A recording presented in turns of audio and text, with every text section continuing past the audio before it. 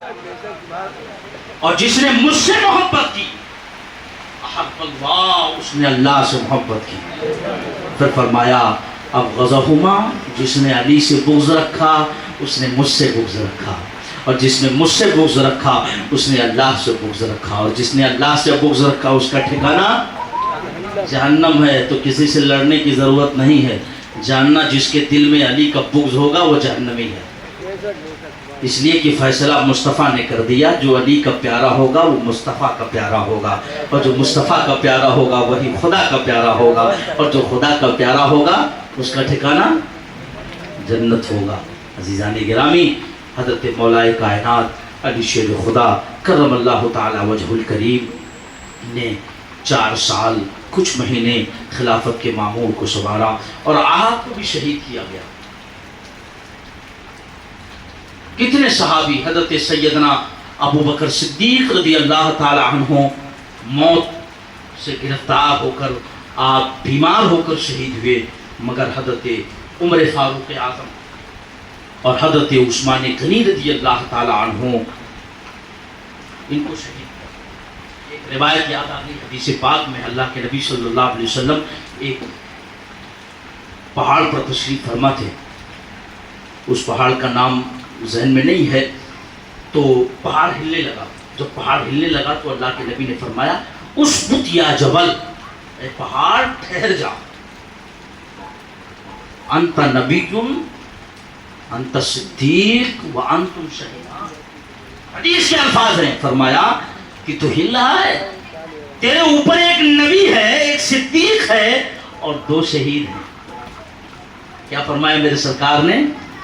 ترمذی اٹھا کر کے دیکھ لو، ابن ماجہ اٹھا کر کے دیکھ لو، ابو داؤد اٹھا کر کے دیکھ لو، نسائی اٹھا کر کے دیکھ لو، المعجم الکبیر اٹھا کر کے دیکھ لو، ابن ماجہ اٹھا کر کے دیکھ لو، مشکات المصابیح اٹھا کر کے دیکھ لو، جتنی حدیث کی کتابیں ہیں، موطا امام محمد اٹھا کر کے دیکھ لو، مسند احمد بن حنبل اٹھا کر کے دیکھ لو، رواہ الترمذی، رواہ البخاری، جتنی حدیثیں اٹھا کر کے دیکھ لو، نبی پاک نے فرمایا اے پہاڑ ٹھہر جا، تجھ پر ایک نبی ہے، ایک صدیق ہے اور 2 شہید ہیں۔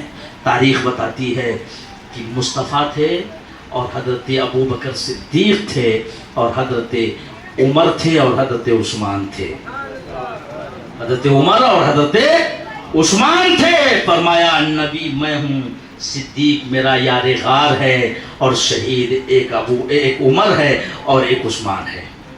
یہ کب ہوا؟ یہ ہجرت کی رات، ہجرت کے بعد ہوا، اور حضرت عمر کو شہید کب کیا گیا؟ 23 سال بعد، اور حضرت عثمان کو قتل کب کیا گیا؟ 26 سال کے بعد۔ اور میرے مصطفیٰ خبر کب دے رہے تھے؟ پہلے، ابھی شہید نہیں ہوئے ہیں، لیکن آپ شہادت کا مرتبہ بتا کر کے دنیا کو بتا رہے ہیں کہ محمد مصطفیٰ کی شان وہ ہے کہ اللہ نے اگلوں کا بھی علم عطا کر دیا ہے، پچھلوں کا بھی علم عطا کر دیا ہے۔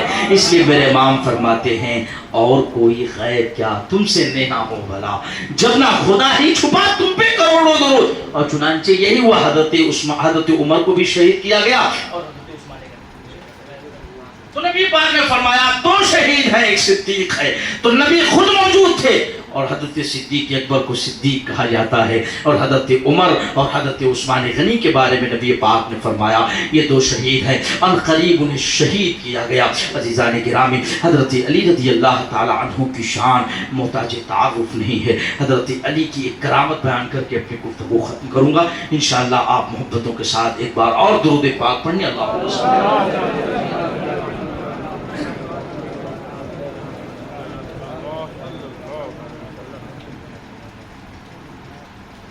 حضرت علی رضی اللہ تعالی عنہ کی شان المعجم الکبیر میں، المستدرک الحاکم میں روایت کی جا رہی ہے۔ فرماتے ہیں کہ جب آپ کوفہ کی سرزمین پر آپ نے اپنا دارالامان بنایا تو خلافت پر جب آپ فائز تھے تو آپ نے دیکھا کہ ایک خاتون ہے اور ایک شوہر ہے جس کی شادی ہو گئی، اور رات بھر وہ لڑتے رہے، رات بھر ان لوگوں نے لڑائی کرنا شروع کر دیا، اور رات بھر لڑتے ہیں۔ صبح مقدمہ پہنچا حضرت علی کی بارگاہ، حضرت علی کی بارگاہ میں مقدمہ پہنچا تو حضرت علی نے فرمایا کیا بات ہے؟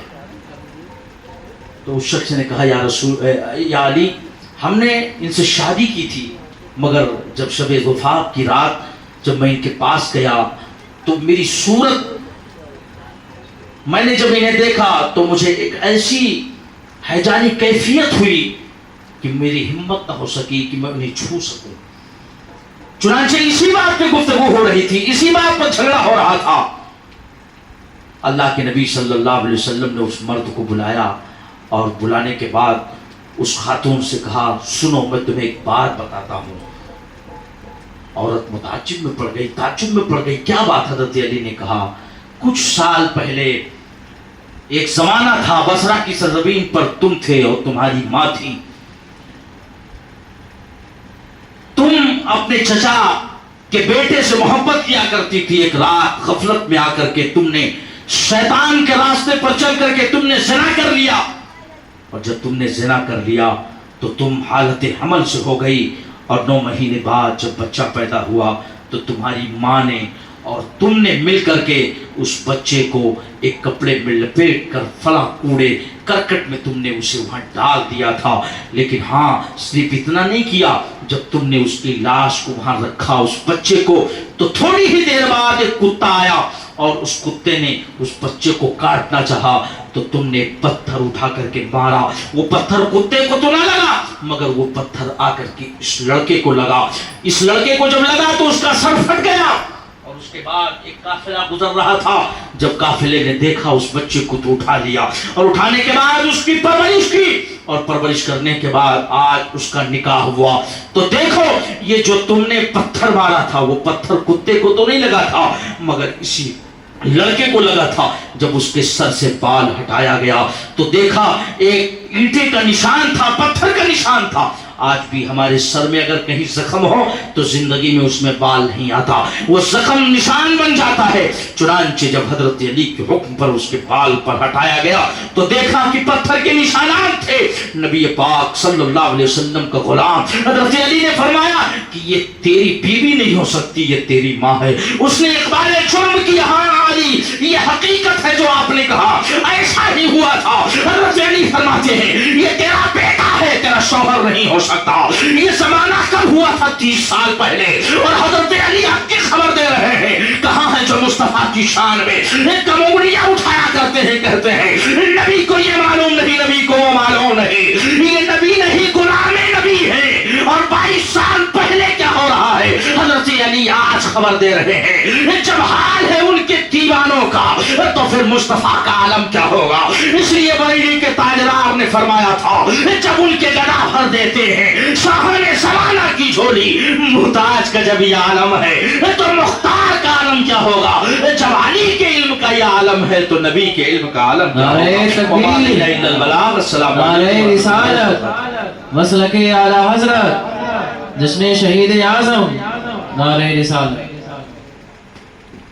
دیکھیے بار بار آپ لوگوں سے ایک اعلان ہے، گزارش ہے، اپیل ہے، ریکویسٹ ہے کہ پروگرام تو الحمدللہ اپنے اعتبار سے چل رہا ہے اور آپ کی محبتیں شامل حال ہیں، اور